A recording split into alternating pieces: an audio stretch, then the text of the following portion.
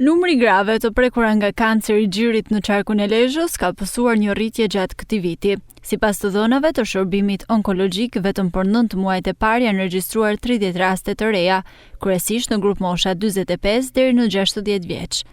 Mjekja onkologe Bardha Gjoni thotë se shqetësues mbetet fakti që shumica e rasteve diagnostifikohen në faza të avancuara, ndaj ajo bën thirrje për më shumë ndërgjegjësim dhe kontrolle të rregullta. Në qarkun e Lezhës, për vitin 2025, deri tani kemi rreth 30 raste të reja me kancer gjiri, që ne kemi dërguar për biopsi dhe 99% e këtyre janë pozitive. Një statistikë vjetore nuk është se mund të jepet tani, por unë me gjuhën e shifra mund të flas nga eksperjenca ime me tepër për 25 vitesh që ndjek këtë situatë, do thoya kemi një rritje të lehtë të numrit të rasteve me kancer gjiri nga viti në vit, ndërsa me para 15 vitesh të paktën unë do thoya që kemi një dyfishim të numrit të rasteve me kancer gjiri. Për fatin e mirë do thoya se këtë vit nuk kemi grup mosha të reja, mosha nën 35 vjeç nuk kemi pasur këtë vit.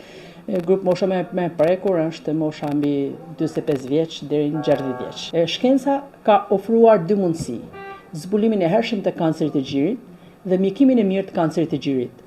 Nëse ne do dim të menaxhojmë mirë këto dy situata, sigurisht do të jemi në rrugën e duhur, për arsye se kanceri i gjirit është plotësisht i shërueshëm kur e zbulohet herët. Pra, këto janë të lidhura ngushtësisht me njëra tjetrën. Prandaj bëhet dhe gjithë ky apel që kjo smundje të zbulohet herët. Duke zbuluar herët, mjekimi është më i thjeshtë dhe kurimi është i plotë. Pavarësisht shtimit të rasteve me kancer gjiri, Spitali Rajonal i Lezhës aktualisht nuk ofron shërbimin e kimioterapisë për shkak të mungesës së një aparature, duke i detyruar pacientët të udhtojnë drejt Tiranës për trajtim. Terapia ka 2 vite që ka filluar të aplikohet në Spitalin Rajonal të Lezhës, është ndërprerë në kohën e rikonstruksionit të spitalit nga fundi, bile se kemi vazhduar sa kohë. Për momentin nuk zbatohet kimioterapia për arsye se sapo kemi hyrë në spital dhe mungon edhe një aparatur kapa që quhet që shërben për shkrirjen e ilaçeve të kimioterapisë dhe besoj se së shpejti do të vjetë në funksion.